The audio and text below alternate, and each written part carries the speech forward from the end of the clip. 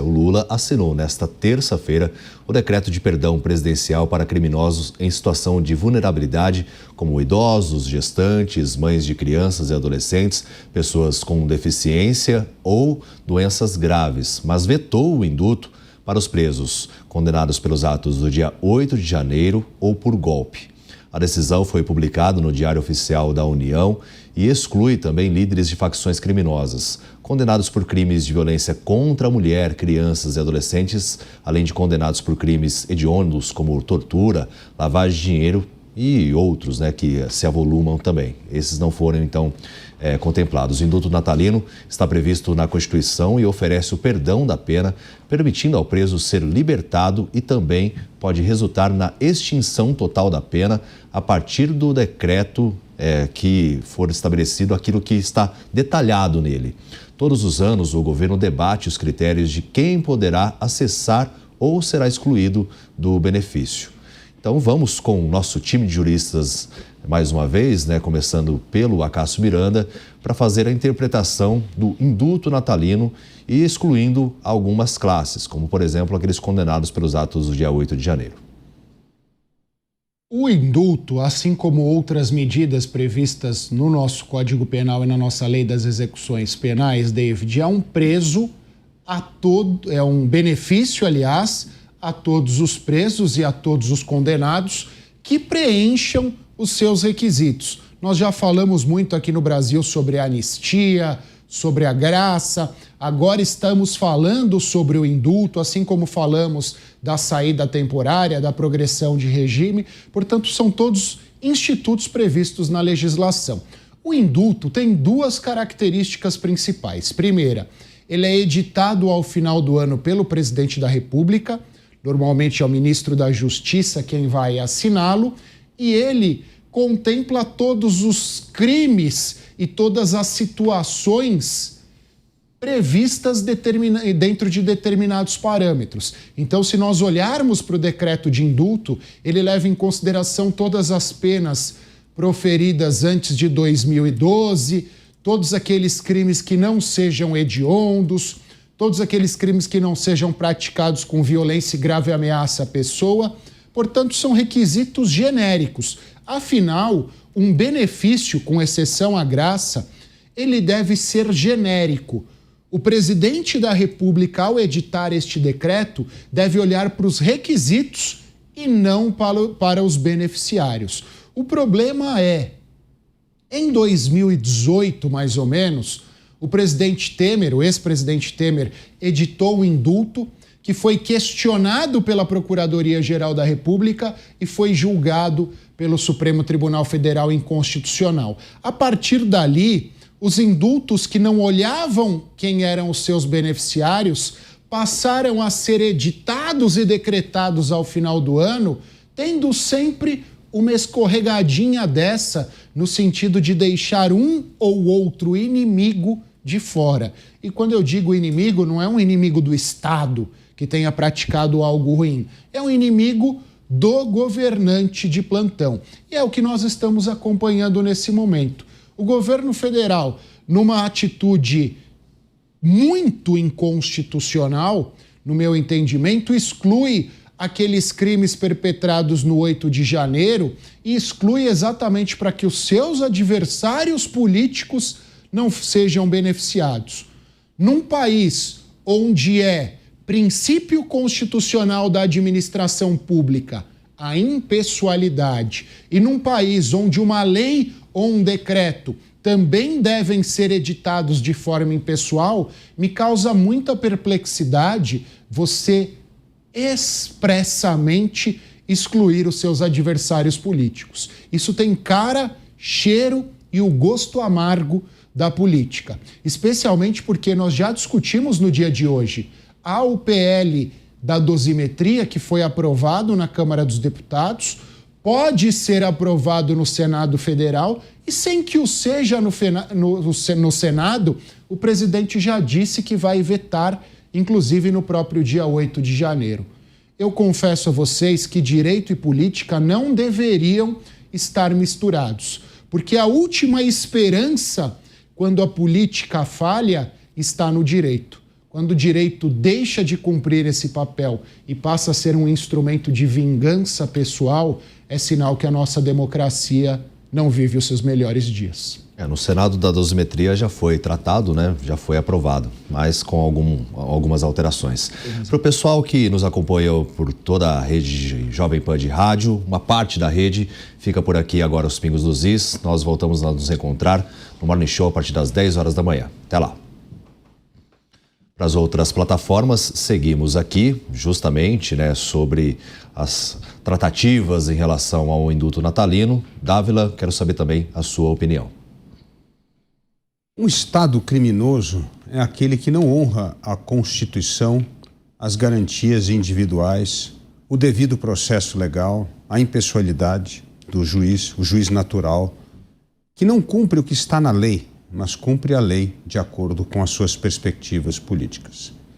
Muito pior do que a questão do indulto natalino são as pessoas que foram soltas no Supremo Tribunal Federal, corruptos e corruptores confessos, e agora está prestes a um banqueiro que deu um calote, mais de 40 bilhões, a também sair pela porta da frente. Essas coisas chocam muito mais uma sociedade que vem a cada dia perdendo mais a crença e a confiança na justiça e entende que nos atos da Suprema Corte, da Justiça, do Presidente da República, não existe mais respeito à Constituição, não existe mais respeito ao indivíduo. O que existe é o poder arbitrário do Estado perseguindo adversários políticos, fazendo política por meio de atos arbitrários e fazendo com que, cada vez mais, a democracia, a liberdade e a Constituição sejam renegadas em nome das prioridades políticas. É um triste retrato da degeneração institucional no país. Agora, Diego Tavares, quero saber também a sua opinião.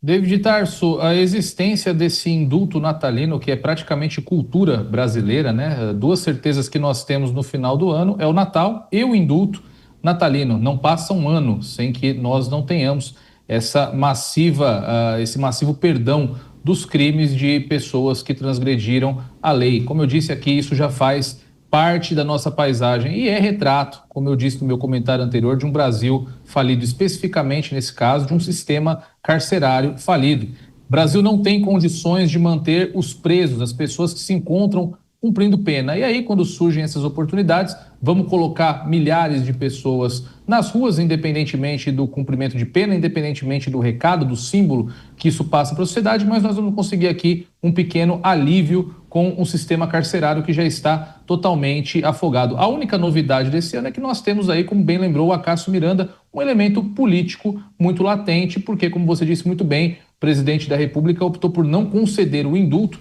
aos presos condenados no contexto do 8 de janeiro. E eu acho que isso nos revela, mais uma vez, qual que é a tônica da campanha do presidente Lula, apostando no reaquecimento da polarização, naquela narrativa praticamente histórica, né? Eu acho que desde que o Lula se reconhece como político, ele está aí combatendo o fascismo, combatendo o autoritarismo, não vai ser diferente em 2026. Não por outro motivo, já marcou, inclusive, no próximo dia 8, uma grande solenidade, jogou areia nas férias dos ministros, né, que deverão estar em Brasília para engrossar o caldo da grande festa que Lula pretende fazer no dia 8 de janeiro. Então, tirando esse elemento político, nada de novo debaixo do sol. Mais um ano no qual nós teremos milhares de pessoas que não cumpriram suas penas sendo colocadas em liberdade. Sim, e inclusive demonstrando esse ato simbólico, segundo ele. Estamos de volta para toda a rede de Jovem Pan de rádio que nos acompanha aqui nos Pingos dos Is, repercutindo ainda o indulto natalino, mas agora eu quero mudar de assunto também, falar sobre uma notícia que saiu também nesta terça-feira, um gesto de aproximação com o Centrão. O Lula deu posse nesta terça ao novo ministro do Turismo, o Gustavo Feliciano. O novo titular da pasta é filho do deputado Damião Feliciano e teria sido indicado pelo União Brasil com o aval do presidente da Câmara, Hugo Mota. Integrantes do governo afirmam nos bastidores ali que a escolha é de Gustavo e é resultado do entendimento do Planalto com uma ala da sigla que se comprometeu a apoiar a reeleição do chefe do executivo no ano que vem. Lula vem realizando esforços para evitar que o Centrão se alie à oposição e pede ao mesmo que as siglas se mantenham neutras no pleito. Ou seja, se não ajuda, não atrapalha, né, Dávila? É verdade. Mas o fato é que esses partidos do Centrão são verdadeiras frentes partidárias e cada um vai puxar o voto de acordo com a sua realidade local. Por exemplo, se você é da região Nordeste, é bom você ser amigo do governo, né? Porque aí você garante as verbas, aqueles cheques todos, as emendas, e isso é fundamental para a sua reeleição. Se você estiver no Centro-Oeste, no Sul, no Sudeste, é bom você ser da oposição, porque aqui a turma tem ojeriza. Esse aqui é o Brasil que não quer saber de governo, quer saber de mudança no governo. Então, o Centrão é isso. Tem ali ministros de todas as matizes. Mas o que chama mais atenção, David Tarso, é a insignificância desses ministérios. Cada vez mais é melhor você ser parlamentar, você tem acesso às emendas parlamentares, que é muito mais dinheiro do que o orçamento do Ministério do Turismo. E aí você tem que arrumar um deputado insignificante achando que você está fazendo o gesto para a União Brasil e achando que você está fazendo o gesto para o evangélico. Como não é nada disso? Ou seja, você fica inventando uma narrativa, primeiro para descobrir alguém que queira ser ministro. Então, alguém que eu estou falando que queira ser ministro, que tenha peso político, estofo político. Hoje, ninguém quer ser ministro. Com todos 61 bilhões de reais em emenda parlamentar, é muito melhor você estar lá no parlamento, tendo acesso a esse dinheiro, do que estando sentado numa cadeira insignificante que ninguém sabe o nome. E segundo, eu faço aqui um desafio ao presidente Lula. Eu gostaria que ele me falasse o nome dos 40 ministros. Eu tenho certeza que ele não sabe o nome dos 40 ministros que ele tem. O que mostra a insignificância desses cargos. Esses cargos são apenas moedas políticos para tentar acomodar interesses, mas achar que essa escolha vai trazer evangélicos e seduzir a União Brasil, o presidente está delirando. Você tocou num ponto, né, falando que muitas pessoas não querem ser ministros, mas o Sabino, que era o titular da pasta e foi substituído, não quis desembarcar do governo. Inclusive, a União reivindicou isso naquele possível desembarque ali do governo. Falou, não vou sair, estou com o presidente Lula até o fim. Só que o Sabino não estava sabendo que ele já era carta fora do baralho, Diego Tavares. Pois é, que decisão errada, né? O Sabino tá igual alguns amigos que eu tenho que não pode ver uma decisão errada que vai lá e toma. Ele apostou, ele degradou as suas relações com o partido para depois perder o seu cargo e ver o Lula tentando reatar com o partido que o expulsou. Então foi de fato aí uma decisão do ponto de vista político muito equivocada, mas eu acredito que com o capital eleitoral que o Sabino angariou enquanto era ministro, possivelmente ele consiga a sua reeleição ao parlamento. Mas eu vejo em duas camadas essa nova nomeação do presidente Lula, David Tarso. Eu acho que num primeiro momento é sim um aceno à União Brasil, que diante do efeito Flávio Bolsonaro dificilmente consegue manter aquela união que foi tentada, aquela unidade que foi tentada há alguns meses para edificação de um projeto de centro-direita. O Dávila lembrou muito bem, esses partidos do Centrão, eles são muito mais afetados pelas regionalidades, dado o tamanho das suas bancadas, o número volumoso de políticos que compõem esses partidos. Então, para o político do União Brasil, lá do Nordeste, da região Norte, é de fato muito mais interessante fechar um acordo com o presidente Lula para 2026. E a instabilidade que a candidatura de Flávio gerou na direita torna essa decisão para esses políticos muito mais simples. E, em segundo lugar, é também um aceno ao presidente Hugo Mota. O Hugo Mota vive um clima de praticamente isolamento, mas ele ainda tem um ano à frente da presidência da Câmara dos Deputados. E na crise, talvez Lula tenha visto essa oportunidade de fazer um aceno e agora, no começo do seu último ano de mandato, ter finalmente um presidente da Câmara aliado, alguém para carregar ali as suas pautas. Vamos ver como que o Hugo Mota vai iniciar o ano de 2026 à frente da Casa Baixa, mas esse não deixa de ser também um aceno do presidente ao presidente da Câmara dos Deputados. Que forma que você vê o Hugo Mota no ano que vem, Acácio Miranda?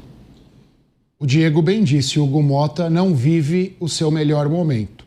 E não vive o seu melhor momento porque existem dois tipos de político que não tomam posição. O político biruta de aeroporto, que vai voando de acordo com o vento, e esse é refém do vento, e o político mureteiro, que fica em cima do muro aguardando a melhor oportunidade de dele descer.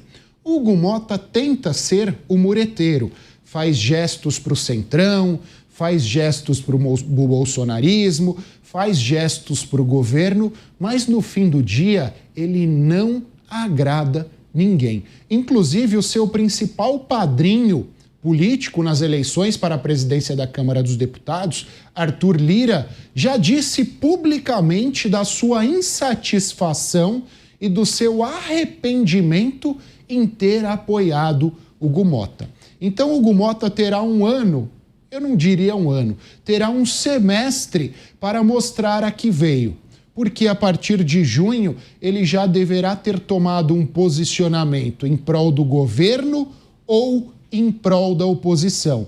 Ele não entrará no segundo semestre em cima do muro, porque nós estaremos no período eleitoral e numa eleição polarizada, infelizmente ou felizmente, o mureteiro fica sem espaço. E é o que o Hugo Motta precisará nos mostrar. O problema é que esta decisão demanda musculatura e leitura política. E nas circunstâncias atuais eu não sei se falta musculatura ou leitura política para o Hugo Motta. Agora, uma leitura que o Centrão está tentando fazer é em relação à manutenção da candidatura de Carlos Bolsonaro ao Senado,